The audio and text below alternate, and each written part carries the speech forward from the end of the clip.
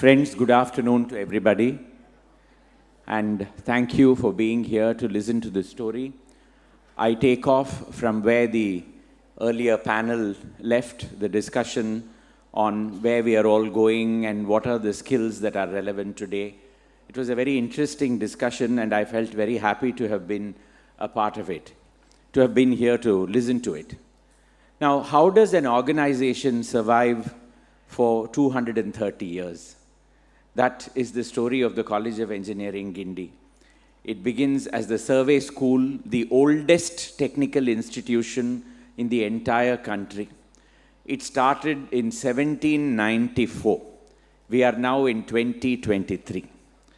If an institution like this has survived all these years, it clearly means it changed with time. It did not remain the way it was so many years ago. Certainly, it is not teaching the same subjects that were taught in 1794. And that itself, I would say, speaks volumes of how an institution remains relevant in the times or in the changing times. Of course, being an educational institution, it will reflect changes a little late. It always happens that industry or thinking is a little ahead, and then it comes to the institution, and then it goes further. But a college that started in 1794 has a fascinating history. And I was greatly privileged to get a copy of the history of the College of Engineering Guindy that was written by the 1966 batch, which was published in 1991 by Ramakrishnan, Babai, and one more former student of the college. I went through that, but that was not my only source for the information, and then I went on to do a lot of research, and I was able to pick up some very fascinating snippets about this college, which I feel privileged to share with you today. We can start with the presentation. So this is your landmark building that you have in Guindy, but the story begins not in Guindy, but it starts in Nungambakam. And before that, I must also tell you that when the English began to start a survey school, the first documents have a very clear writing about how Indians are very bad in engineering. In 2023 or 2022, I don't think they would be so foolish enough to write these kind of stupid notes. The idea was that they were teaching the natives about engineering. They forgot that we have structures like this, which have stood for more than 1,000 years, and then structures like that, with the construction of a dome, which they thought is beyond the possibility of any Indian, and it had to come only from Rome. And so they had an idea that the natives were a bunch of illiterate people who had to be educated and uplifted. So it was begun with a very colonial motive. There is no doubt about that. But the first engineers within inverted commas, because Indians did not use this term. For us, it would have been a Maistri, or it would have been a Kotanar or a Sittal or whoever it was who was doing construction. But when they came, the first engineers were part of the British Army. And they were also the first architects, so to speak. All the buildings that were built in the 17th century and the 18th century by the East India Company, they were built by army garrison engineers. And when they built to ensure that any building will withstand a cannonball falling on it or a battle is fought around it. So when you go to Fort St. George, you will find that every building has got a thickness of 4 feet. Every wall is 4 feet in thickness, 48 inches. That was the kind of, over-designing that they were doing in order to ensure that they were taking care of the requirements at that point of time. The British began to conquer, and this is a classic example of an army-built building, the oldest church built by the British east of the Suez Canal, which is in Madras inside the fort of St. George. And there you have the Church of St. Mary. The walls are all 4 feet thick. The roof curves downward so that when a cannonball falls on it, it won't stay there, but it will roll and come down. So this was the necessity for such a design. This was the kind of engineering that was practiced by the army engineers at that time. At that time, in the 1700s, particularly from 1750 onwards, இங்கே எதுக்கு வந்தாங்க? வியாபாரியா வந்தாங்க முதல்ல. வியாபாரம் பண்ணுறதுக்கு தான் வந்தாங்க. அதுக்கு பிறகு அந்த ஒண்டை வந்த பிடாரி ஊர் பிடாரியை விரட்டுற போல என்ன பண்ணாங்கன்னா முள்ளா எப்படி இந்த ஏரியாலாம் அபகரிக்கலாம் அப்படின்னு சொல்லி they began to conquer the areas. And it was not out of war that they were conquering. It was essentially out of treachery and fraud that they were able to conquer. And we were stupid. We were able to pass on whatever we had to them. Gradually, they found that they had a huge territory of land which they had to administer. And the first thing you do when you acquire land is you do a survey. Surveying is the first thing that even today when we go and buy a property, what do we do? EC irka, no encumbrance certificate. That's the first thing. Then patta. அது பக்கத்தில் என்னெல்லாம் property இருக்குது. So this is the first thing that is done. So surveying became very important. Now the English were not capable of doing surveys in this hot weather. Imagine going out in summer in May and June and July, going around in the fields and finding out which part ends where and which part begins there, etc., etc. They needed Indians. So that is when the first demand for surveyors really started. And survey school became necessary so that you could train the natives in order to be able to do a survey. Appo kuda the noting is very clear. It says the Indians are incapable of thinking by themselves. They have to be told what to do. So they are very good in tasks where they will be told you go and measure this, then you go and measure that. Then you go and measure this. Then you come back and tell me. And you such notions existed among the people then. And so a survey school was supposed to be started. Colin Mackenzie, whose portrait you see on that side, he became the first Surveyor General of India. And he was the man who needed surveyors. And at that time, you had Michael Topping, who was the astronomer of the East India Company. He was the guy with the telescope who was looking at all the stars and finding out their positions around the Madras sky. He operated from Nungambakam in a place that came to be known as the Nakshatra Bangala. It was on College Road. Today you have the Nungambakam Weather Reporting Observatory, or the Meteorological Office. You have it over there. That was called the Nakshatra Bangala because it had a dome and it had a telescope, which you will see shortly. Now this was the measuring instruments that were inside the Nakshatra Bangla, where they were able to make measurements of the sky and the positionings of the stars and things like that. And this was the building in Nungambakam which survived till the 1930s and the 1940s. So this was the place where the observatory stood. And Michael Topping was here as the astronomer royal and the chief observer of Madras. And in 1794, the survey school begins over here with a set of students. Now they were all at this point of time either Anglo-Indians or they were orphaned English children whose parents had died and who were being taken care of in Madras by the East India Company's funding. These were the people who became the first students of the survey school. They were not, Indians were not admitted at that point of time. The first batch had a set of 12 students who came to join this place, and there they learned how to survey. Now in 1802, you had what was called the Great Trigonometric Survey of India. What is this Trigonometric Survey of India? For the first time, India was measured with heights, point of elevations, point of depressions, slopes, sea coast, everything was going to be measured. And that exercise was going to start from Madras. And the man who was leading it was William Lambton. Lambton would have a theodolite with him, and he would have surveyors who would go along with him, chains and theodolites, and he would start from College Road. From there, he measured the height of St. Thomas's Mount, went to St. Thomas's Mount, started from there, and that is how the Great Trigonometric Survey of India began. And the man who worked with him was an alumnus of the survey school, Joshua Depenning. Today we have a company called Depenning and Depenning in Madras. They are one of the best known intellectual property rights legal firm. They trace their ancestry to this Joshua Depenning who worked with William Lambton. And they first, from here, they went all the way up to Tanjavur. They measured the height of the big temple. Then they mounted the theodolite on top of the big temple, from where it fell down and broke into several pieces, damaging a part of the big temple also. And then they had to wait for 2 years for the new theodolite to come from London. After that, they continued. Lambton died in Nagpur. And from there, it was taken over by a man who would go all the way up to the Himalayas. And he would survey the height of Mount Everest. And he was George Everest, and he gave it his own name. They said, what is the name of the mountain? Take it from me. இப்போ இந்த ஊர்லலாம் பார்த்தீங்கன்னா எல்லாம் எம்ஜிஆர், அண்ணா, கலைஞர், அம்மா இப்படிலாம் இருக்கிற மாதிரி அவரோட பேரை கொடுத்துட்டார். அந்த மலைக்கு எவரெஸ்ட்னு வச்சுக்கோங்க அப்படின்னு சொல்லி. So from then on it became Mount Everest.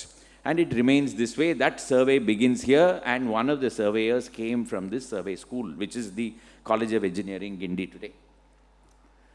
Then you had a man called, he came here, de Havilland. Today, you know, how many of you have seen Mount Road? I'm sure you all know Mount Road, Anna Salai. Where does Anna Salai start from? Anna statue.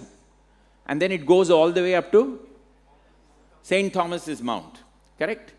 Now that route was given by Thomas Fiat de Havilland.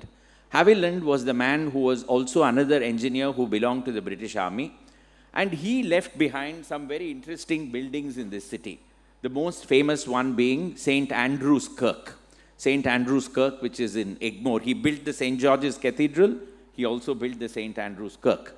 The reason why I bring up St. Andrew's Kirk is that the St. Andrew's Kirk is just by the river Kuvam, and the soil there is very soft. The requirement for the construction of this was that there should be a dome in the middle supported by several columns. Now, every time they attempted to construct a dome, the soil being soft, the weight of the columns was sinking, and he didn't know what to do about it.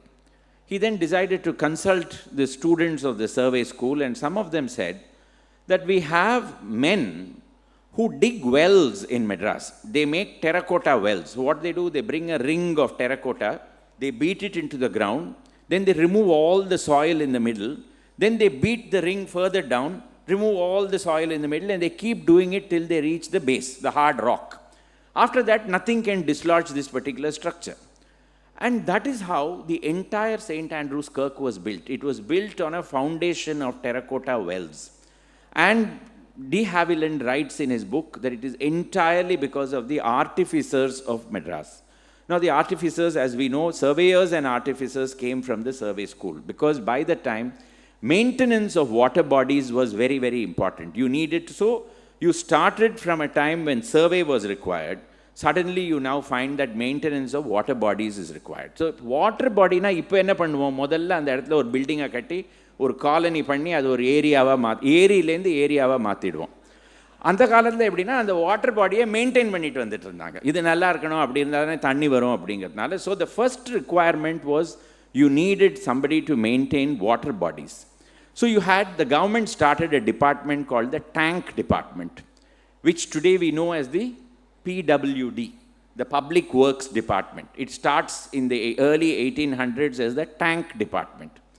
And in that tank department, they began to employ the students of the survey school. So, eppadi vandu oru relevance eppadi maarradhu parunga. Modalla surveyor, then suddenly you find that there are hydraulic engineers. You don't call them engineers at that time. You are calling them artificers. So, they are now taking care of the various tanks and bunds all over India, South India particularly, and they are going around, they are doing surveys, they are taking care of the walls, the condition of the water body and all that. That's because of the students that came from here. Now, gradually, the requirement begins that you should have various courses. So, you have you have an upper subordinate course and a lower subordinate course. The upper subordinate course was meant only for the Europeans, the overseers and all that. Lower subordinate course was meant for the Indians who would go do the surveying and the maintenance of the tanks and things like this. Is how the departments got divided. So, from initially one department, now you have two departments. Gradually, the number of people passing out of this survey school is becoming 25, 40, etc., etc. And they now require a building of their own. This Nakshatra Bangla is all fine, but it cannot accommodate so many students, multiple courses. At that time, you have the Chepauk Palace of the Nawab of Arcot. The Nawab of Arcot was chased out of Chepauk Palace by the East India Company by sheer fraud. And they acquired the palace from him. And after that, they did not know what to do with the palace because it was the most impressive building in the whole city. They didn't want the most impressive building to look impressive. So they decided that we will now use it for public works department. We will use it as an engineering college and things like that. So these students were asked to come to the Khalas Mahal of the College of Engineering. At this time, not yet the College of Engineering, but still the survey school. And then, slowly, the students begin to join this place. Finally, in the 1860s, in 1857, you have the founding of the University of Madras. And then this becomes recognized as the College of Civil Engineering. It upgrades its degree to a Bachelor of Civil Engineering degree. And the students begin to operate from the Kalas Mahal, which is Chepauk Palace, just next to the Chepauk Stadium. It is still standing there. That building is still there where the engineering college was at one point of time. At this time, in 1879, you have a very interesting personality of whom not one photograph survives. Lieutenant Colonel Henry Davison Love. Henry Davison Love becomes the principal of the College of Engineering in 1879. And whenever he would go on leave to London, somebody else will officiate for him, then he will come back and take over, which is why when you go to your dean's office and you find his name there, you find broken track record, this year to this year, then again this year to this year, then again this year to this year. So Love effectively was principal of the college between 1879 and 1907. So he was here almost for 28 years. He was responsible for the well-being of the college. And after he retired in 1907, he wrote this book, which is called The Vestiges of Old Madras, a 4-volume book on the history of the city. And till today, it is the finest history ever written by anybody on Chennai. Nobody has been able to beat this. It's a 4-volume book. So 1 volume, 2 volume, 3rd volume. The 4th volume is an index to volume 1, 2, and 3. That is the level of detail to which this man has gone. So I used to manage for years with a free for download copy from the internet. This year in July, I was in London and I went to a second-hand bookshop and my wife told me, don't buy any books. The waste ella vaangada appadinu solli she went off shopping somewhere. When I go in, the first thing, nee engendra inge vanda appadinu kekra mari and the 4 volumes smiling at me from one cupboard. So I go to that man and say, what is the price? Then he gave me a price where I fell immediately in shock. You know how things are in London, right? Everything is so expensive. But I couldn't resist it. Finally, I paid. And I bought all the 4 volumes, and this is the cover of one of those volumes. My wife was told much later. She said, Putti enna ore ganakkarde appadi ella appadidhaan ganakkum. You cannot do anything about it. So Love remained the principal. Now Love, this house was where Love lived, and this is in Victoria Hostel Road in Tiruvallikeni even now, behind the Chepauk campus. And this is where he wrote Vestiges of Old Madras. This is where he was principal of the engineering college. Now, the main reason why you are all here in Guindy is because of Love. Now, next to Chepauk Palace, next to the Chidambaram Stadium, what do you have? Madras Cricket Club, correct? This cricket club used to be virtually the owner of that entire Chidambaram Stadium at that point of time. Now, Love began to eye that property. And he said, my students need a cricket ground, they need a tennis ground, they have to have a better facility. These Englishmen, he was also an Englishman, but he said these colonial sahibs are playing once in a week, whereas these students are needing it every day. So I have to take over this property. That is when the government finally woke up and said, whatever it is, cricket cannot be sacrificed. Engineering can become whatever it wants. Cricket cannot be sacrificed. So in 1908, just when Love was retiring, they made a move saying, we'll have to shift this college to Saidapet, where there is enough and more land which can be given to this college and they can take it over and they can run it in whatever way they want to. So 1908 is when the talks really begin. Now, at this time, there is a very interesting paper of 1865 which gives you some of the early publications of the College of Engineering. It says Madras Engineering College. The first book is 1000 Conversational Sentences in Roman Tamil, specially adapted to the use of persons employed on public works, to which are added 30 selected stories from the Katha Manjari in the same character, arranged by P.S. Rajagopala Mudaliyar, Tamil Munshi in Civil Engineering College. Now, what is Munshi? He is a translator, Mozhipeyarpalar. Because there are the English professors, the professors cannot speak in the language of the Indian students don't know. So, kelvi ketta ellaru quiet irukanga students ella.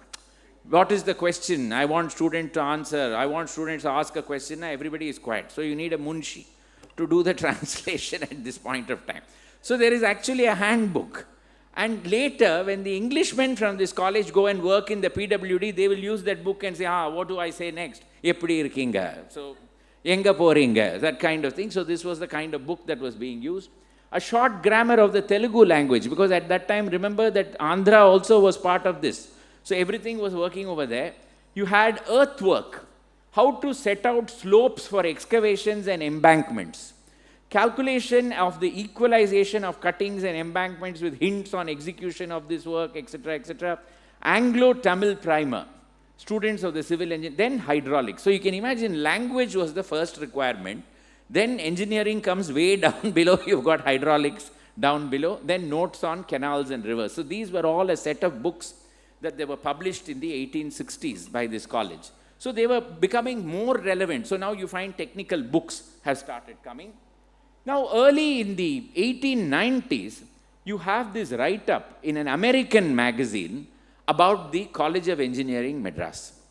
And it says now they have a mechanical engineering degree, they have a civil engineering degree, and this is the picture of the campus. Today, you cannot get this picture for the simple reason that buildings have come all around it.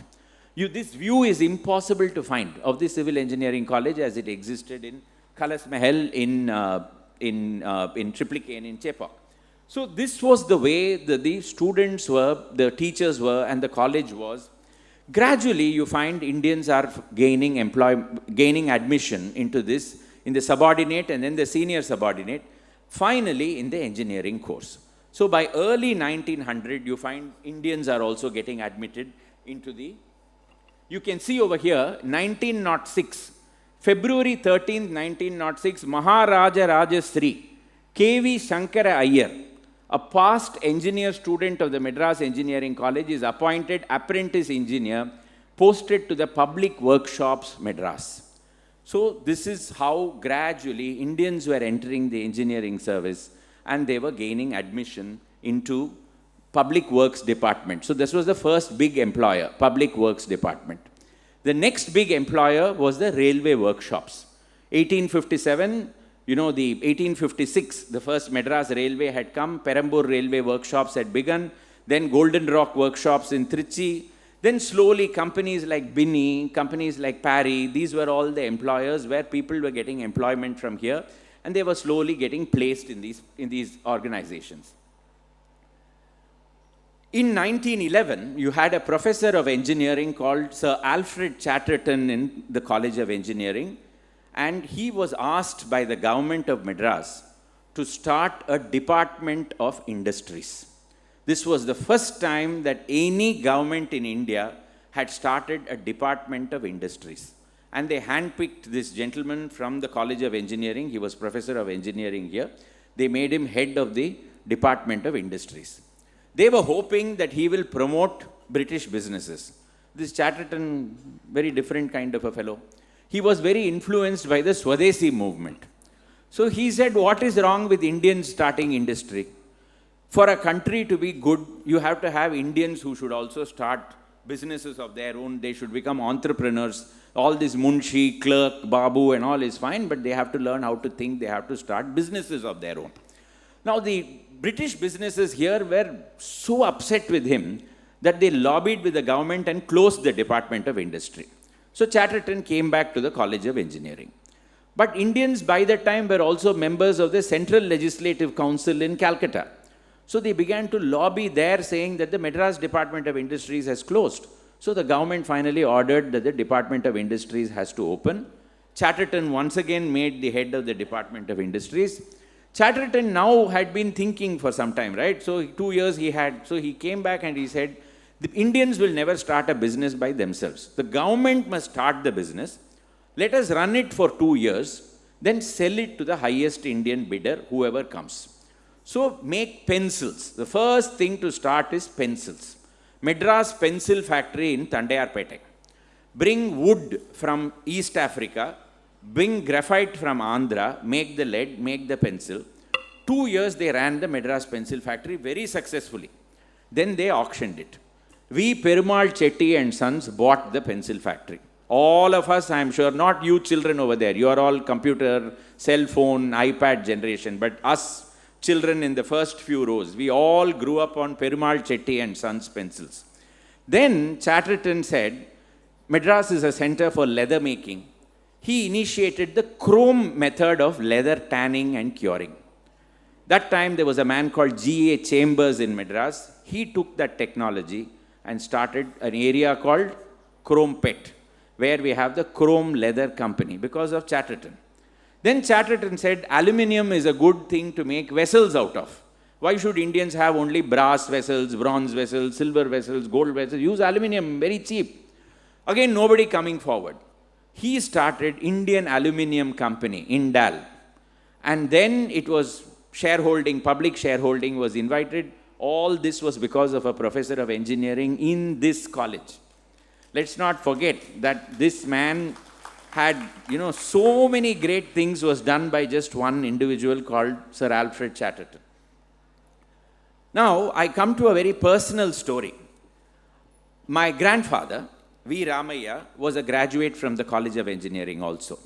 In 1917 and 1917, his father was a school teacher in Tirunelveli in a village, and he had a monthly salary of 40 rupees. And there were 8 children. Practically no money. Grandfather sat outside the school in which his father was teaching because there was no money to pay the fee, learned that way, finally on a scholarship entered that school, then wrote the, whatever you call it in those days, the intermediate or the FA examination or whatever, gained admission into the College of Engineering at Khalas Mahal, which is where he studied in Triplicane, and for 4 years completed his civil engineering.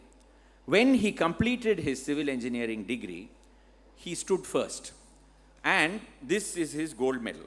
It is still with me, made of gold. And this is the slide rule that was given to him. I can't even carry it. And I don't know how to use a slide rule. I asked Shankar, I asked Gopal, and they said, we don't know how to use it either. So this is the slide rule that was gifted to my grandfather. And it says over here, V. Ramaiah, Engineer Class 1917, Prize for Mathematics. This was the slide rule. So grandfather then joined the railways. He became a bridge engineer, and later, that is the close-up of it where it says V. Ramaiah, Engineer Class 1917, and then you have his identity. This is his gold medal, the Divinton Gold Medal, awarded by the College of Engineering, Madras to V. Ramaiah, Hydraulic Engineering in 1917. And then he joined the South Indian Railway Company in Trichy. He became a bridge engineer. He was involved with the restoration of the Pamban Bridge, very importantly. That was one of his big projects. Finally, he became the first Indian to become the chief engineer of the South Indian Railway Company. And this is the difference that an engineering college can do to an entire family. And it is not just one family. It was brothers, children, sisters' children, cousins. Everybody funded on the munificence of one man who becomes a graduate from this college, goes out, rises to the very top of his profession. Then he passed away, he retired in 1951, then he became a completely different man. He spent his whole life on Vedanta and Sanskrit and all that. And he passed away in 1973. Years later, when his engineering degree was eaten up by white ants, and I felt so bad that the man who had lit a lamp in our lives, we had lost his engineering degree. But these two became very precious possessions of mine. And wherever my father got transferred, these two I would take with me as a student so that they wouldn't get lost. And finally, they are still with me, and I show it to my children. After that, none of us became a gold medalist, sadly. That's a different matter. But the point is, our future was made because of one man, and that is because of this particular college. So we are eternally beholden to what, and can you imagine how many families would have benefited like this? It's just one V. Ramaiah I'm talking about. You can imagine every year people coming out, and how many batches, how many families would have been uplifted the way it happened to us. And so we look at it now, so the railways were the employers, the PWD was the employer, and so on. Times were, however, changing. So in 1920, the Consul General of the United States of America in Madras, Jose de Olivares, is writing a note back to the government in the United States of America, where he's saying the government of India has sanctioned the construction of a new engineering college at Guindy, a suburb adjoining the city of Madras, which is estimated to cost $486,000. And it is anticipated that during the current year, a preliminary expenditure of $28,550 will be made on this work. The college, when completed, will be equipped and conducted on the most modern principles and will afford ample facilities and scope for technological instruction in all engineering and mechanical branches. At Saidapet, then it goes on to describe the agricultural college. But this is the first note that I could find. This is dated 1916. About how the land has been transferred, the construction of the building has really started by this time. So we'll go ahead. And thereafter, you have this beautiful piece of architecture, stunningly beautiful, eye-catching. Whether you're on a flight, whether you're on a road, you can't miss the College of Engineering Guindy and that dome and the way it is structured. So for long, I didn't know who the architect was. And then I read this book written by your alumni of 1966. They give the name as W.H. James. And I didn't know who W.H. James was. Then I realized he was the successor to Love as the principal of the college. So he was the man who really designed the whole building. Sadly, he didn't retire in glory. There was a Deepavali celebration by the students and they had lit lamps and he came and kicked the lamps away. And then there was a complaint made against him and he was summarily terminated after this building was constructed. But just to take you through a little bit, in the 1920s when this building was planned, the big architectural project in probably the whole world at that time was the construction of New Delhi. Rashtrapati Bhavan, Rajpath, Janpath, the Kingsway, Queensway, the houses of legislature, all the palaces of the Maharajas that would be surrounding it, the houses of the colonial servants. You can see this is completely inspired by Lutyens and Baker. And the way they were constructing New Delhi, a lot of those architectural elements are copied in this particular building. We have a lot more photographs. This is the front view. Then I'm, of course, taking coals to Newcastle. I'm sure all of you are familiar with this, but I couldn't resist it myself because it's so beautiful from all angles. Next. Next. Next. And you can see the Madras roofing style at that point of time.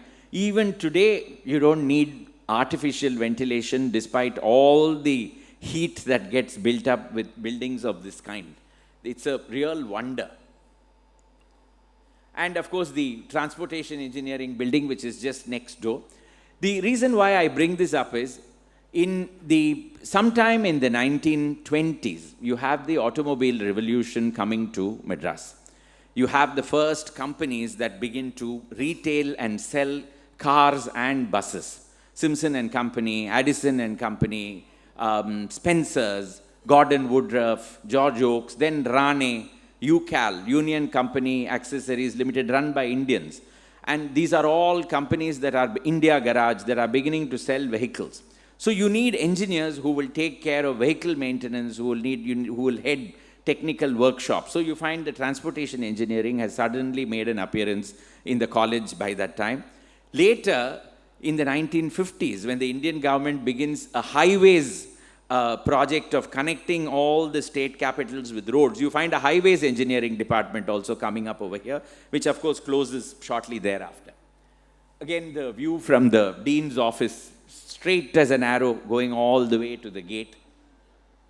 Next, please. Once our friend James is summarily dismissed, you have the first Indian coming over, Nagaratnam Iyer, who was also an alumnus of this particular college. And then thereafter, we have a series of Indians who take over. So the college is Even during colonial times, the college is becoming Indianized. So you find more and more Indians are getting into the college as students. The teachers are also Indians. So from the time that they said natives are useless and they cannot run anything by themselves, you find everything has changed. We were teaching them a few things of how we were capable, we were managing things on our own. And I was, very touched by the simplicity of what was there initially. The initial housing, I think the teachers require a great round of applause for the simplicity with which they came in, the faith with which they came in to lead lives. They had a teachers' club which was a canvas tent for a very long period of time. And, they had these very simple buildings which were residential accommodation. Of course, from my time till even in the 1980s, I remember the College of Engineering Guindy used to have a set of workshops. College of Engineering Delhi used to have a set of workshops that were exactly like this.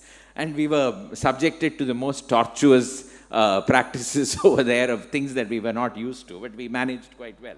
So all these buildings going back to a very, very early vintage. The other great thing about this is, in those days when they planned with a lot of sense of space and openness. They believed that educational institutions had to have wide open spaces. Perhaps they believed that it opened our minds. And the sports facilities, just amazing. And you've got Venkat Raghavan, you've had Krishnamachari, Srikant and others, and several others who came from this institution. But the sports facilities are something absolutely wonderful. Now, Indians were becoming bigger and bigger. Slowly, you had the story of V. Ramaiah. You have the story of A.V. Ramalinga Iyer, who became the first Indian to become the chief engineer of the PWD in the Madras Presidency, an alumnus of this particular college. And 3 rivers, even today, bear his imprint. The first is the Mullai Periyar, the second is the Kaveri, and the third is the Vaigai. All 3 dams were constructed under his direction. And he actually worked with Pennyquick in the Mullai Periyar. Then he signed the Kaveri Waters Accord, and he also constructed the Vaigai Dam. And the very interesting thing is, you can imagine how poor knowledge was that when the Vaigai Dam was constructed, those who were in the upper reaches of the Vaigai, that is before the dam, they took those who were in the lower reaches of Vaigai to court, saying that they are consuming all the water and we are not getting enough water up the river, on the hill. So they had to call Ramalinga Iyer to come and give evidence saying that மேல இருக்கிறவங்களுக்கு affect ஆகாது, கீழே இருக்கிறவங்களுக்கு தான் affect ஆகும் அப்படின்னு சொல்லி that judgment was finally accepted. So you can imagine how hydraulic engineering itself was in such infancy at that point of time. In 1940, you have the first set of women. So Shanta Mohan has got a blog. I got this information from her. Is she here? Madam, stand up, please. I wanted to acknowledge. Fantastic, fantastic. I didn't know that I will get to see you. In the last 2 months, I have gone to that blog repeatedly to read. And I loved your series where you've tried to trace the women from that Urvashi who studied in the Pune Engineering College, and then you have taken on the story of the lady who is in the third, the A. Lalita. A. Lalita was a widow. Her father, Pappu Subbarao, was a professor in this college. And Lalita was a widow with a child. The husband had passed away. She was still young. Pappu Subbarao then approached Professor Chacko, who was it Professor Paul or Professor Chacko? Professor Chacko. And finally, she was given admission over here, and she joined the electrical engineering syllabus because that was considered to be easier on women. So, for the first time, I also discovered there was a third lady. See, all the history talks about A. Lalita, and then it talks about Leela George. It doesn't talk about P.K. Teresamma. Now, the first time only from Shanta Mohan's blog that I was able to discover that there were 3 women in that particular batch in 1940 who joined. And Lalita's life is a story of great inspiration. So, having completed her engineering over here, she gets placed, she initially is not placed, so she helps her father with certain projects. And, there's no money because the father is, after all, only a teacher in this college, so she's not going to get anything extra. Finally, she gets placed in a firm in Calcutta, which is representing an English engineering firm. And so she starts off in their technical side and then goes on to become more of a marketing person, because she is then talking about their products at various projects. She becomes a spokesperson of sorts. And then in the 1950s, when there is the first convention of women engineers in Switzerland, she goes and acts as a representative. She's there. And she makes a speech saying that 100 years ago, if I would have been burnt along with my husband. Now I am here standing as an engineer.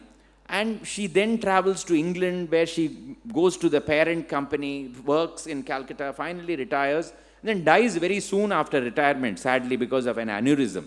But that particular life was very, very impressive, and I would not have got to know all this without Shanta Mohan's blog. Great, madam, great work. Mr. Muttaya would have been so happy to have met you. Sadly, he's not here any longer. Yeah, next. Now, independence is arriving, and just around the time of independence, we have Indians investing in engineering itself. So, Raja Sir Annamalai Chettiar in 1946 starts the Annamalai University's engineering college. Similarly, you have one other college coming up in Coimbatore. Immediately after independence, you have KVAL RM Aragappa Chettiar starting what is called the University College of Technology, which later becomes the Aragappa Chettiar College of Technology, which is just your neighbor. And then we also have C. Rajam starting the Madras Institute of Technology. Stories of great personal sacrifice. Each of these men driven by vision and passion, willing to sell their houses, willing to get rid of their businesses in order to ensure that education is provided for people whom they did not even know. So, K.V. Aragappa Chettiar was actually dying, and he had sold everything in order to ensure that his institutions would carry on. C. Rajam sold his house on Radhakrishnan Salai in order to start MIT, and that is how these institutions really began. And then, in 1958, you get this news item which says, Higher Institute of Technology, land assigned in Guindy. This is the IIT Madras. And just see the reason given down below, that why has this been given? 407 acres of land in Guindy from the Raj Bhavan, etc., etc., etc. Then it says it will be recalled that the coordinating committee of the All India Council for Technical Education had recommended that the Southern Higher Technological Institute be located in the city of Madras. And in order to be of prompt assistance to the Government of India, the Madras government has offered free of cost a suitable site in Guindy, where the Government College of Engineering, with a tradition of over 100 years, that's this college, is already there. And then the University College of Technology, with its advanced studies in chemical engineering and textile technology, and the Central Leather Research Institute are already located. So if an IIT comes here, it's only because of the College of Engineering Guindy already being here. It provided that infrastructure, without which none of this would have been possible. And then, of course, you know, a series of wonderful 1950s and 60s constructions in this campus. My love for heritage buildings always takes greater priority sometimes. You have these hostels, and then the chemistry block, sorry, not the hostel, the central workshop, which is so inspired by Russian, architecture, communist architecture of Russia. The central, and even that man standing there against the wheel holding up the tools is so communist in the way it is, it's been designed. And of course, in 1971, when they build a parallel block, such sensitivity to architecture that you can't make out that the old block in front is built in the 1920s, the block at the back is built in 1971. 51 years later, such sensitivity in design. Of course, they destroy that E. The E for engineering, which was the pattern of the old building, is destroyed by the other building coming up behind it. But, you have to account for progress. These things will happen. And then the alumni. So the first time I read about an alumni is 1903, when I read 2 students came and attended an old boys meeting. Now, after that, what happened, I don't know. But then suddenly you find in the 1940s and 50s, the alumni slowly begin to give back to the institution. And you find buildings like this, the Hall of Gines, 1968. Then you've got the Guind Engineers or whatever of 66. and so on. So gradually, the alumni coming back to contribute to the college. Now, in the midst of all this, the college syllabuses are not silent. So you've had the civil, you've had the mechanical, you've had the electrical. You find in the 1950s, as I said, the highway engineering came. Then you also find telecommunication engineering. This was the precursor to the electronics. And they were all getting employed in All India Radio, Doordarshan, and other such organizations which were dealing with telecommunications. So therefore, you find that the syllabus has once again taken a change and is now reflecting what is really required in the 1950s and 60s.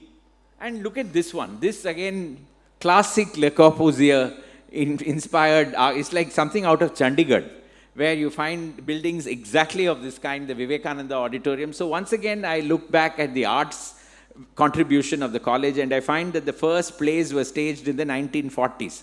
Lalita herself has spoken in an article about how for the first time they had women acting as women on the stage in the College of Engineering Guindy. Otherwise, it was men acting as women.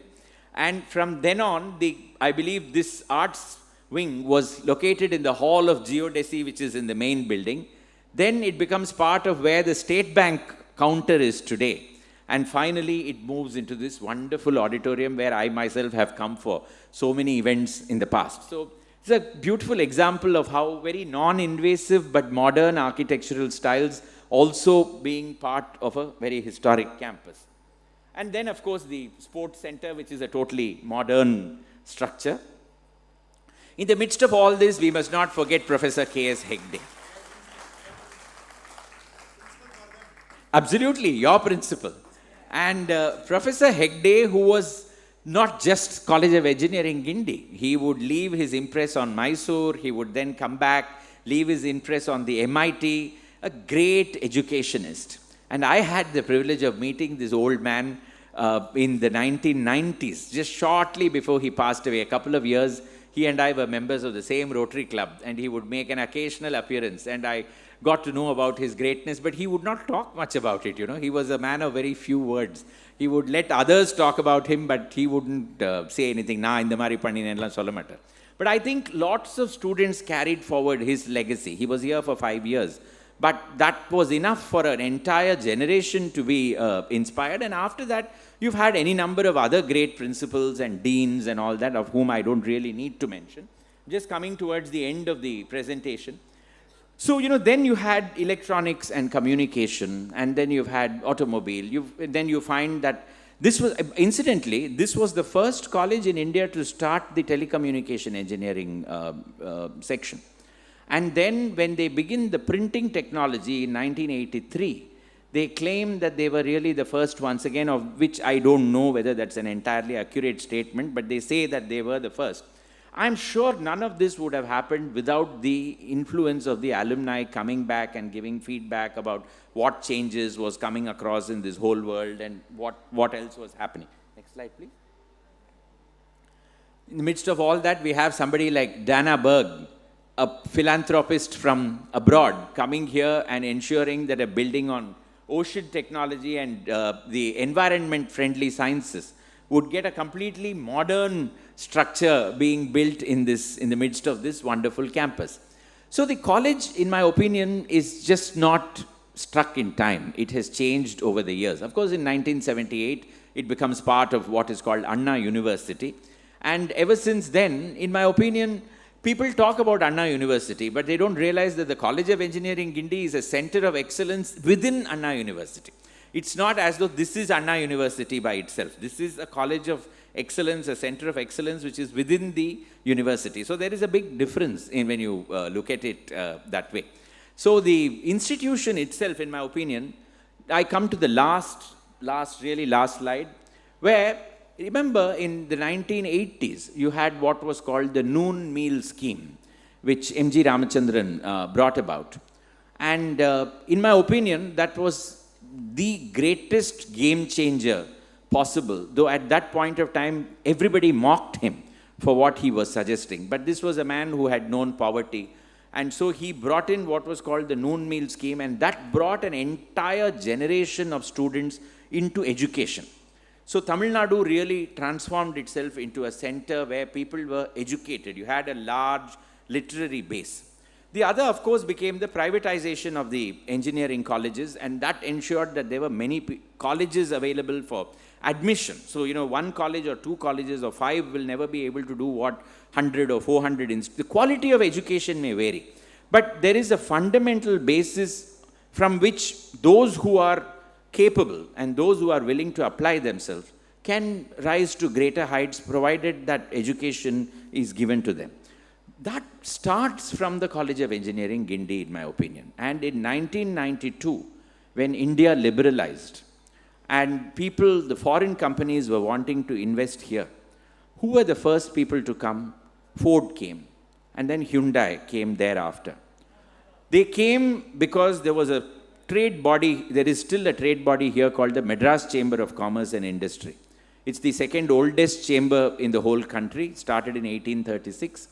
And the business leaders who were then leading the Madras Chamber, they presented a paper to the Chief Minister. At that time, it was Jayalalitha.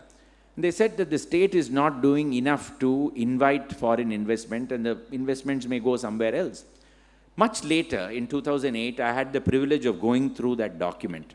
And it says very clearly, it lists the College of Engineering Guindy as one of the talent pools available in this region, which can transform this particular area into an industrial hub.